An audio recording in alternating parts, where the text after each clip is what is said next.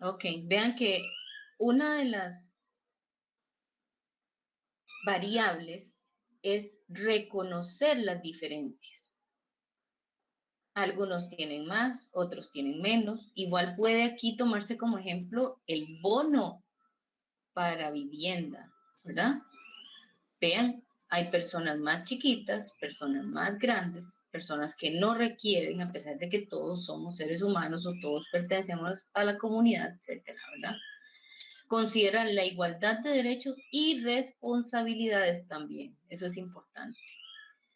Aquí también aplica en la siguiente, como cuando tiene que hacerse diferentes estructuras en la parte política, porque dice eliminar normativa y acciones discriminatorias, tanto jurídicas como culturales, ¿verdad? Muchas veces se hacen con un propósito loable probablemente, un propósito político o específico o legal, pero conforme pasa el tiempo, tiene que analizarse nuevamente y valorarse, ¿verdad? Porque si se requiere y se lleva, por ejemplo, acá en Costa Rica que tenemos un ente que se encarga también de analizar toda esta parte a nivel de máximas autoridades, que es la sala constitucional, aquí es donde tiene que tomarse en cuenta que efectivamente está alineado con la legislación y que no debe privar ni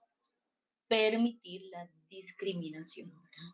Entonces es aquí donde se aplica el tema de la equidad, ¿verdad? Todo lo que hemos escuchado en un tiempo atrás, ¿verdad? En las mismas sesiones de trabajo de la Asamblea Legislativa, por ejemplo. En esta, que se las pase rapidito, es importante lo que decíamos hace un ratito, ¿verdad? Equivalencia humana, bueno, entre mujeres y hombres, pero en cuanto a qué?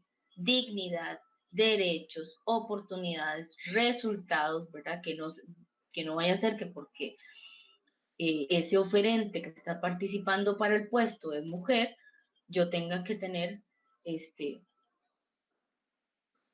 consideraciones diferentes o tenga que verme afectado por el hecho de no cumplir con ese detalle de ser mujer o ser varón, por decirlo así, ¿verdad? Entonces es importante el tema de la equidad. Listo. ¿Alguna duda?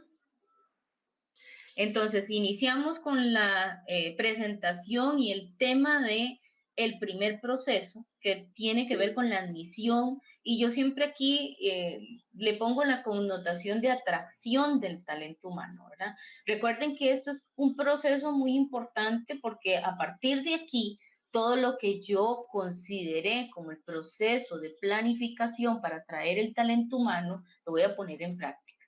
Y esto va más allá de solamente esperar a que se genere una vacante, sino que también toda esta previsión tiene que hacerse mucho antes y sin que exista esa necesidad urgente, esa necesidad emergente o necesaria dentro de la organización. Todo esto se da también con el propósito de qué? De hacer proyecciones, de tener plantillas de reemplazo y de poder también considerar todas las posibles situaciones o contingencia que se presente a lo largo del corto, mediano o largo plazo relacionado con la atracción del talento humano. Recuerden que el talento humano, el recurso humano o las personas partícipes que en algún momento en el capítulo 1 categorizamos como socios participativos de mi empresa, de mi organización o de esta institución, son el recurso más valioso e invaluable. Entonces recuerden, o sea, tengamos en cuenta lo importante que es este proceso, ¿verdad? Sumamente importante. Muy sencillo lo puedo explicar. El reclutamiento es como cuando vas a hacer una base de datos y esa base de datos va a estar integrada por la mayor cantidad de personas que cumplan con al menos los requisitos básicos que estoy publicando eventualmente. Entonces puedo tener a 100 a 200 o a miles de personas interesadas, pero de esa cantidad de personas, de acuerdo a cómo se dé todo ese análisis y la creación de ese perfil, porque tengo que crear ese perfil antes de, es que yo voy a ir eligiendo, seleccionando y valorando quiénes son los que van a quedar considerados en esa base de datos. Entonces, como si fuese un proceso en el que yo voy a comunicar la necesidad de la organización, es que va a venir la primera parte. Tal como ocurre en el proceso de comunicación, este proceso se da en 2 vías: comunicar o divulgar esa oportunidad de empleo. Aquí es donde vamos a empezar el proceso. Entonces, ¿qué es lo que tenemos que hacer? ¿Cuál es la herramienta que vamos a generar a partir de este detalle? Vean que yo aquí voy a entrar a mencionar actividades muy, muy básicas, pero les corresponde a ustedes, o la responsabilidad de ustedes es leer el capítulo 4 y 5 de este tema. Entonces, a pesar de que yo voy a mencionar muy rápidamente lo que ustedes van a considerar también para ir montando su trabajo para la otra semana, deben de meterse de lleno a leer. ¿Por qué? Porque no solamente considero estos puntos que voy a tomar en cuenta. Recuerden que la vez pasada o la semana pasada hablamos incluso de un estudio de mercado que hace la organización.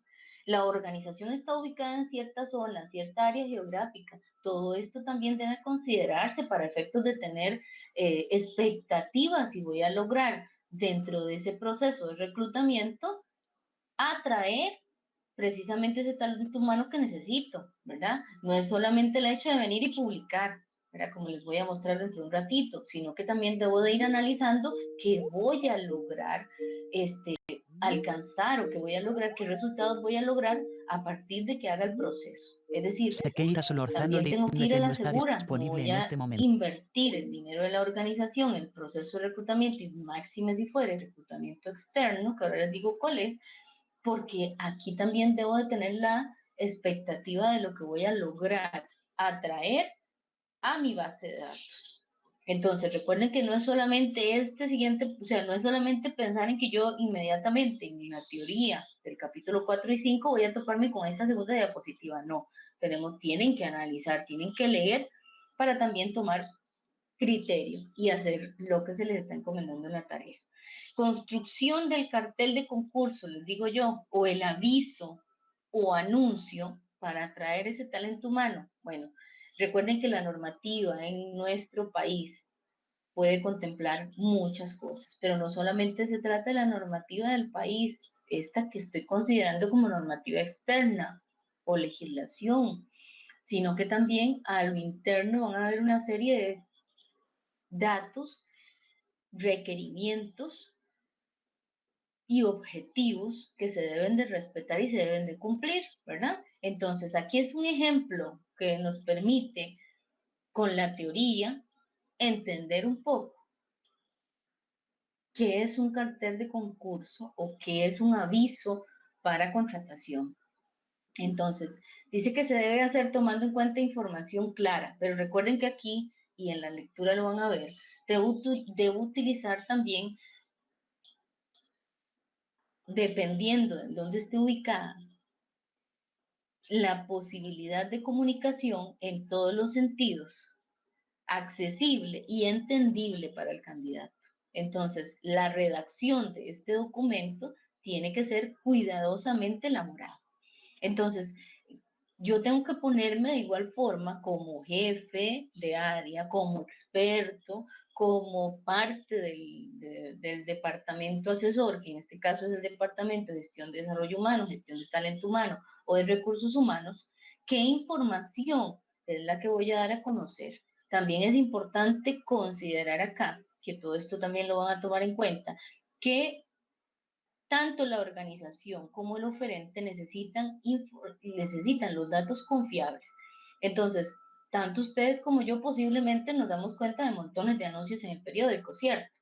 De que necesitan personal aquí, allá o a aquel lado, ¿verdad? Y no es tan fácil que yo diga, bueno, yo voy para allá a ciegas. Tengo que tener claridad de cuál es la empresa que está solicitando personal. ¿En dónde está ubicada? ¿Verdad? Recuerde que también hay muchas personas inescrupulosas que pueden publicar anuncios y que son falsos y que pueden estar dentro de redes o gente que tampoco es, o está bajo, más bien está al margen de la legalidad. En este sentido, la información que yo debo plasmar en ese cartel de concurso debe de proyectar a la organización, debe de darle datos al oferente o al candidato o al interesado que lo atraigan, ¿verdad? Entonces, ¿cuáles datos pueden ser? ¿Cuáles datos considero yo? ¿Cuáles les recomiendo también a ustedes? Bueno, es importante el salario, es importante las condiciones básicas, es importante que me digan cómo se llama el puesto, es importante que me digan qué especialidad se requiere para el puesto, obviamente que va a estar ahí o debe estar ahí al menos los requisitos básicos, ¿verdad? Y ciertos datos que también para el interesado van a ser de sumo interés y necesarios para tomar la decisión de someterse a ese proceso, ¿de acuerdo?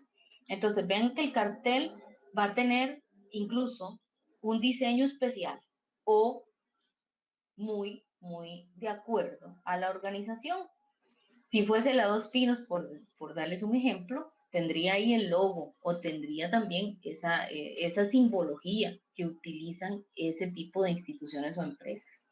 Entonces, vean que todo esto es importante tenerlo en cuenta. Hay palabras claves, como la frase que viene al inicio, ingrese a una empresa líder del mercado. Desde el momento que usted ve eso, usted se proyecta, o usted considera o tiene dentro de sus ideales que quiere estar dentro de la mejor organización del país o del mundo, obviamente que usted va a sentir, bueno, que bien. O como cuando soñamos, ¿verdad? Y decimos, bueno, yo quiero ser algún día funcionario de tal empresa o tal institución o tener ciertos beneficios. Entonces, esto es importantísimo. ¿Te dejo claro rápidamente qué es un cartel de concurso? ¿Les quedó claro? Christopher dice que está presentando. ¿Lo logran ver? Sí. Y Sí. ahora Christopher lo está presentando. Tal vez si te devuelves o te subes un poquito más. Ok. En la construcción del anuncio o del cartel, me parece que estamos claros. Vean que este es un ejemplo, sin embargo, puedo anotar más información o menos información, pero información clave, información que yo valore como organización, como empresa, como experto, como organización que requiere atraer ese talento y que sea de verdad para atraerle, ¿verdad? Con todo y detalles. Por ejemplo, servicio de médico de empresa. Beneficio de, qué sé yo, si la empresa tiene algún tipo de alimento que produce, entonces se pondría ese beneficio. O lo que nosotros tenemos, por ejemplo, en nuestras instituciones públicas, como lo es un plus salarial adicional para los que son encargados o responsables de una jefatura. Entonces, les asignan un porcentaje adicional del salario. Vean que cuando la persona ya ve ese plus, obviamente va a tener todavía más interés en participar. Entonces, vean que es elemental poner datos o poner información ahí que también me permita tener más facilidad para atraer a ese talento o a esa persona capacitada, idónea para llenar mi plaza. ¿De acuerdo? Puede pasar tal vez a la siguiente diapositiva.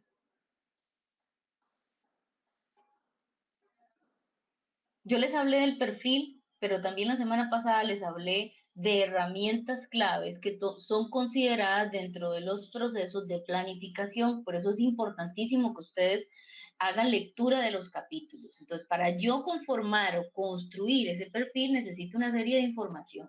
Estructura organizativa, necesito también basarme en la filosofía institucional. ¿Y cuál era la filosofía institucional? Bueno, el todo de lo que dio inicio al proceso de planificación estratégica, que misión, visión, valores. Incluso los valores tienen que ir apegados también a las metas y objetivos de la organización, tomando en cuenta todo lo que efectivamente va a ser importantísimo para que también se considere o se contemple dentro de cada puesto de trabajo. Entonces vean que debe de considerar una herramienta muy importante que también ustedes tienen acceso a ella. Si no lo logran en otra empresa, en la UTN lo van a tener fácil, por eso es que les estoy diciendo que la tarea es bueno que la hagan de ahí porque es más fácil y si tienen duda me comentan. Igual hay otras organizaciones, otras universidades que también publican todos en sus páginas web, entonces también. ¿Por qué les digo esto? Bueno, porque van a necesitar las tareas principales y específicas, la posición en el organigrama o al menos el nivel que este puesto tiene para ustedes también ir considerando todos los detalles de la tarea para también poner en práctica esto. Vean que el perfil necesita que usted tenga claridad en lo que son los requisitos para el puesto, que también van de la mano con las responsabilidades y el nivel en que esté ubicado o el extracto, ¿verdad? Requisitos profesionales o requisitos de formación, la experiencia, actitudes requeridas, nivel de responsabilidad, personas que dependen de él o niveles de lo mismo. Vean que también aquí otra vez estoy tomando en cuenta información que a lo mejor no va plasmada en el cartel de concurso del documento que vimos hace un ratito, porque ahí tengo que informar sobre datos específicos, pero no necesariamente esta información tan clara como la tengo que especificar en el perfil. Yo el perfil voy a hacerlo aparte y voy a tomar en cuenta también todas las demás actividades y los demás análisis que debo hacer, como el del estudio de mercado, el estudio del proceso propiamente que yo considere, dependiendo de la plaza que esté vacante, porque también va a depender del puesto específico que yo voy a buscar llenar. Y si se debe trabajar en equipo también, todo esto lo debe analizar. Pasemos a la siguiente diapositiva. ¿Cuáles son los tipos de reclutamiento existentes? Interno, externo, y hay un tercero que lo utilizamos mucho en muchas organizaciones en nuestro país, que no necesariamente viene tipificado, pero sí, por lo menos en la teoría, pero sí se da muchísimo. De hecho, en la UTN no se llama reclutamiento mixto, pero de alguna forma involucra los dos, ¿verdad? Entonces, muy rápidamente, reclutamiento interno. ¿Qué es reclutamiento interno? Bueno, el proceso para llenar esa vacante, pero a lo interno de la organización. Tiene muchas ventajas, claro que sí, también tiene sus desventajas, pero el reclutamiento interno es una herramienta sumamente importante, sobre todo para qué, para lo que nosotros llamamos la carrera administrativa, ¿verdad? ¿Esto qué permite? Bueno, que las personas puedan ascender de puesto, que las personas se puedan mantener motivadas, que exista para que las personas también en algún momento se preparen. Nosotros decimos, compitan, ¿verdad? O se vuelvan competitivos también para ser considerados a futuro en una posible oportunidad, opción de trabajo que se genere a partir de que, bueno, de muchas situaciones que puedan suceder y que también son parte del proceso de planificación que se da.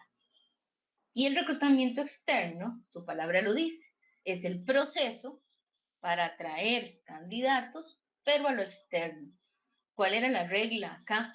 Esencial. Bueno, que el reclutamiento interno solo es considerado o se permite solo para las personas que ya laboran para la institución y de igual forma el externo. Entonces, quiere decir que en el interno no pueden participar personas de afuera y que tampoco en el externo podían participar personas de adentro.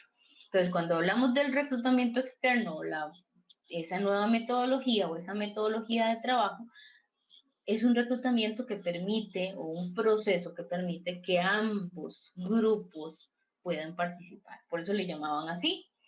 Nosotros en la universidad, para salirme un poquito y ponerles el ejemplo, por ley tenemos establecido que la única forma de poder hacer gestiones de concurso y contratar personal es a través de concurso público.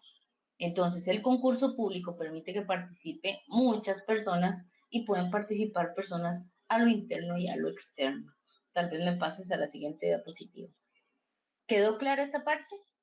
Ok. Vean que el reclutamiento mixto, como se los dije hace un ratito, se toma en cuenta ambos grupos de personas, ¿verdad? No solo los que estén interesados fuera de las paredes de la institución, sino que también talentos que puedan atraerse afuera, ¿verdad? El sector público, por ejemplo, ahí viene básicamente Entonces, tal vez sí pueda pasar a la siguiente diapositiva. Nada más que quede claro, ¿verdad? Que son tres: interno, externo, y la forma en la que nosotros lo categorizamos es mixto, pero en realidad, por ley, dice concurso público, es decir, todos, público, todos pueden participar. El interno se da cuando existen vacantes de la empresa y tratan de llenarla tomando en cuenta la misma, el mismo talento con el que ya cuenta la organización, ¿verdad? Y vean que esto de tomar en cuenta a los empleados, repito, es una fuente muy, muy importante de motivación. La gente va a sentirse muy contenta de que a lo interno puedan crecer.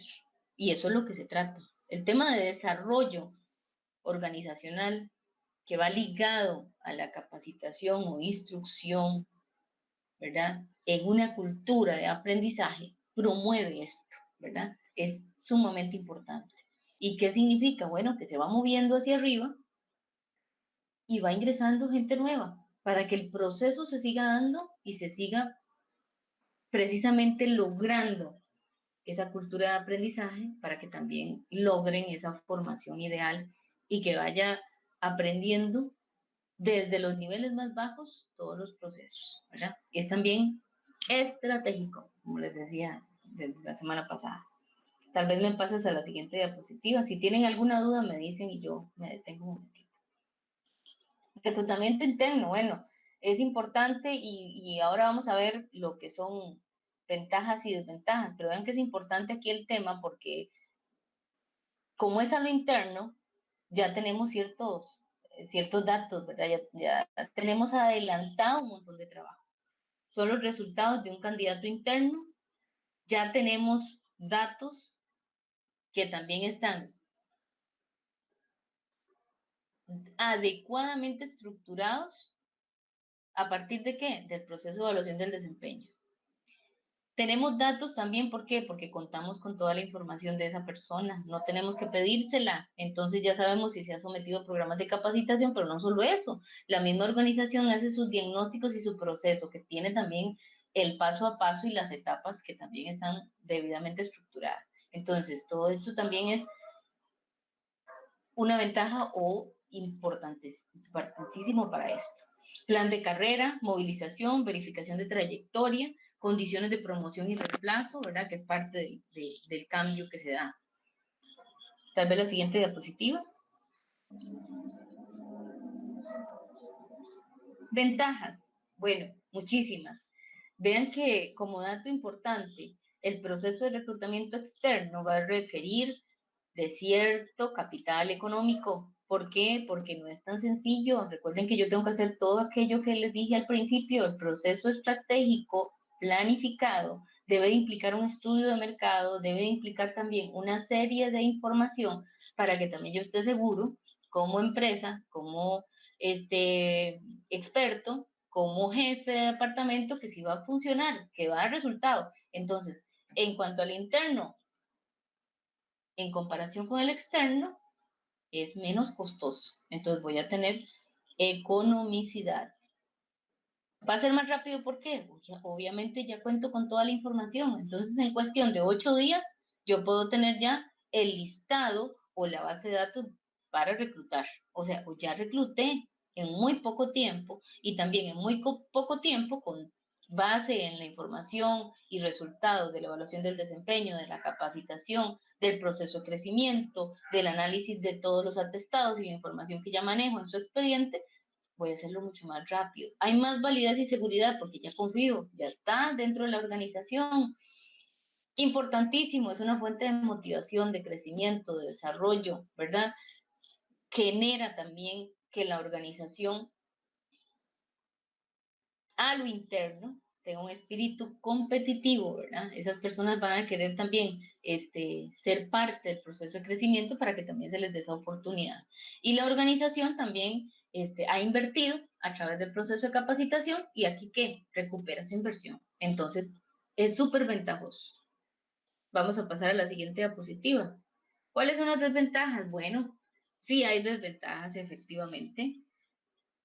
Podríamos decir que ese empleado, oye, ya tengo claro que me puede ofrecer, hasta dónde llega su potencial, hasta dónde llega su capacidad, y podría decirse que no hay oportunidad de que esa persona sea más creativa o sea innovadora, porque tal vez ya tengo ciertos conocimientos. No del todo eso debe ser cierto, más bien al contrario, debería ser una oportunidad para conocer más a esa persona. Puedo correr el riesgo de que me suceda esto que dice en alguna parte, como parte de la característica de este autor del libro, y lo llaman le dan un síndrome, un nombre de un síndrome. Puede ocurrir lo que le llaman ellos el síndrome de Peter. ¿Qué pasa con eso? Bueno, que la persona compita, entre dentro del proceso de promoción, gane esa plaza, lo asciendan, pero pase ahí cierto tiempo, que debe ser menor a 3 meses, y diga, no,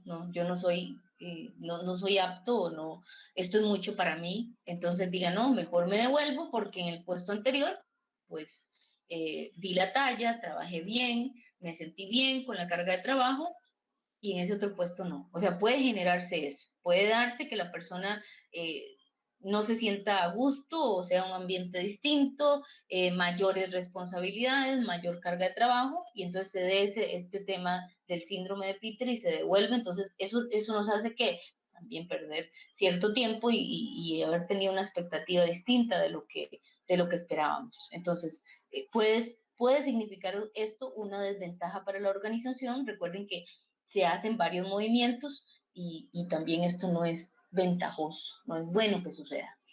Segundo, dice, genera conflictos de intereses por el hecho de no verse Pero es una beneficiado con pregunta. otros asuntos. Dime, Fabiola. En un caso, digamos, de reclutamiento interno, bueno, participan, como vos mencionaste ahí, se selecciona a alguien y esa persona al final no le gusta, quiere volverse al puesto anterior, eso es posible. Es posible, pero dentro del tiempo que está destinado legalmente de periodo de prueba, ¿verdad?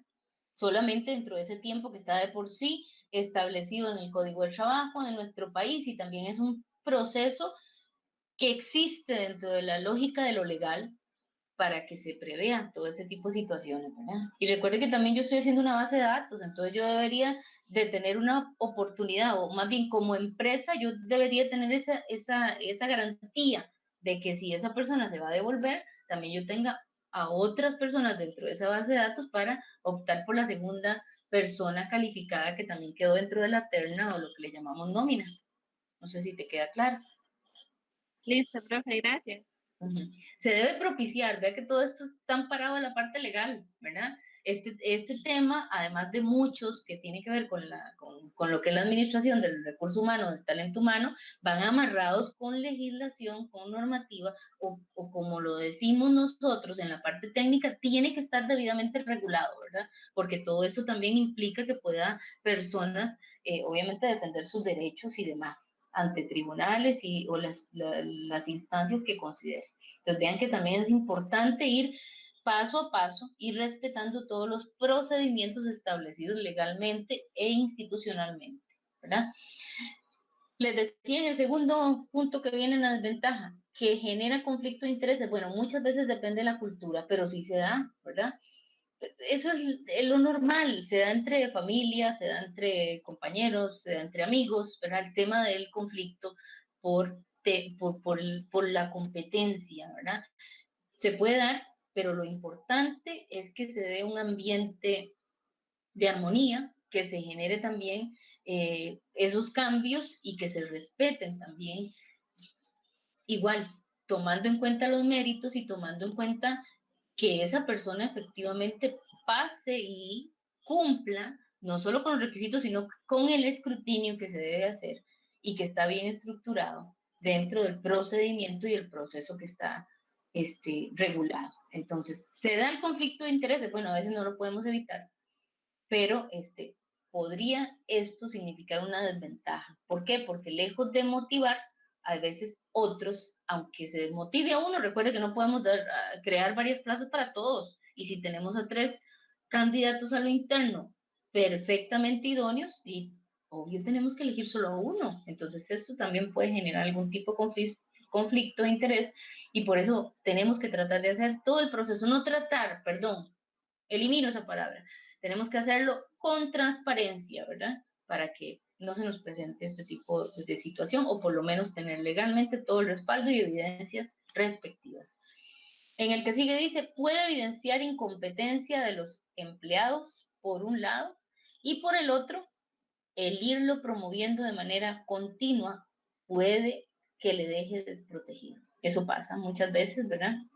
Es un asunto que también va a depender de cada quien. Hay algunas personas que son competentes para, entonces, haciendo su trabajo, porque nosotros, yo podría en este momento tomar criterio de ustedes y decirles, bueno, ¿qué área de la carrera que ustedes están estudiando es con la que más se sienten a gustos o qué área es la que más les hace sentir realizados, ¿verdad? Porque me podrían decir, bueno, yo soy contador, me encanta la contaduría, pero yo soy feliz trabajando estrictamente en contabilidad o estrictamente en la parte financiera o estrictamente en la parte de presupuesto. Y así podrán existir diferentes áreas y así pasa con diferentes expertos. Entonces, aquí hay metas también que muchos se ponen, se trazan y que obviamente luchan por alcanzarla dentro de la misma institución, dentro del mismo departamento, dentro de la misma área, como que digamos, bueno, yo soy feliz en tal cosa, pero a mí me gustaría lograr la meta de convertirme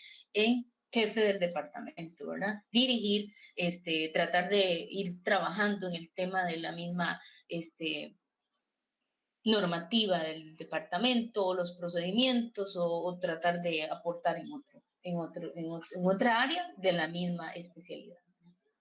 Dice el siguiente, propicia entre los trabajadores la pérdida de creatividad e innovación, ¿verdad? Por eso les decía, perdón, a veces hay ciertas limitaciones. Sin embargo, vuelvo al punto que les decía antes, es una fuente de motivación enorme. Se da una descapitalización del recurso humano o del capital humano. ¿Por qué? Vamos a ver si alguno de ustedes aporta ahí un poquito. ¿Por qué dirá que hay descapitalización? ¿Qué querrán decir con esto de descapitalización? Pero iba a decir algo, pero la verdad no sé si está correcto. No importa, eso se trata. Si se abre un nuevo puesto, digamos, si hay un nuevo puesto, es porque la empresa requiere un empleado más, ¿verdad? Y si reclutan a alguien de ahí dentro, de ahí al final queda entre los mismos, ¿no? Ok. Y va a quedar el otro espacio igual que tienen que buscar el nuevo empleado. Muy bien. No sé si a eso se refiere. No, es un muy buen razonamiento. ¿Alguien más quería aportar? Pero aquí ven que se ve fuerte, ¿verdad? La frase se ve fuerte. Dice descapitalización. ¿Por qué descapitalización? Estamos claros de que vamos a hacer el movimiento y tiene razón Fabiola, ¿verdad? Dice descapitalización del capital humano. Vean que ya teníamos el capital humano nuestro, ¿verdad? Que eran esas personas que ya eran parte de la organización. Cuando hay una promoción o se crea una plaza nueva, yo voy a mover esta persona que tiene talento y la voy a trasladar para este otro sitio, ¿verdad? ¿Por qué ahí se refiere a descapitalización? Vean que a veces sucede como cuando una organización probablemente no tiene estos mecanismos decimos nosotros, de carrera administrativa o de crecimiento, sucede que a muchas empresas o muchos administradores le recargan, por decirle algo, Daniela sabe hacer muy bien su trabajo. Y al hacer muy bien su trabajo también en algún momento es efectiva, produce y logra culminar con sus tareas tal vez antes que sus compañeros que están al mismo nivel. Entonces pasa que se le recarga y en lugar de premiarla, pues le recargo más trabajo porque tiene más capacidades, ¿verdad? Eso hacen otras organizaciones. En lo ideal sucede esto, que vamos a trasladar a esa persona con ese talento a un puesto en más alta categoría. Al momento de expresarse como una desventaja, la descapitalización significó que al mover yo a Daniela, que aquí era muy buena en lo que hacía, la traslado para este otro puesto, dejé este departamento sin ese capital invaluable, dijimos antes o dijimos desde el principio. Entonces, volver a llenar este espacio en donde estaba esta persona muy competente significó en ese momento, aunque le di el recurso humano a este otro departamento y ganó, este departamento de acá, que fue de donde se fue Daniela, por decirlo así, me quedó descapitalizado. ¿Me explico? Entonces, este recurso y este talento lo trasladé para aquí y me va a costar ahora llenarlo con Profe, este otro sí, sí, vacío, ¿verdad? La lo persona explicaste sigue muy siendo la bien. Y es misma. como que Lo va, que, como lo, que lo que va, quiero decirles es que el departamento es el que se va a ver descapitalizado. Dime. sí, sí, sí, no es la persona, sino No es es el área en el que la persona trabajaba. Al moverla correcto. a Ajá. fortalecer un departamento, pero va a quedar un departamento ahí como con ese espacio Así que es. sí, sí, sí. Y así va a ser sucesivamente, digamos. Así va a ser. No es solamente dejar un vacío más, que es una plaza que tengo que llenar. Vean que aquí puedo admitir que el proceso interno fue más rápido, pero no sabemos si al mover a Daniela para el puesto en el que ascendió, voy a hacer también otro proceso interno. Puede que en este otro puesto me corresponda hacer el proceso más largo, que es el externo. Puede suceder. Entonces, esto es una desventaja, ¿verdad? A la hora de comprender lo que va generando el reclutamiento interno a diferencia del externo, porque en el externo traigo una persona de afuera, si al final esa persona de afuera se queda los 3 meses o menos de 3 meses y decide que no es el puesto que necesita o que quiere o que en su condición aceptó y se nos va, pues vuelvo a hacer o vuelvo a considerar el escrutinio que ya había aplicado, pero no descapitalizo, ¿verdad? Es distinto. ¿Estamos claros?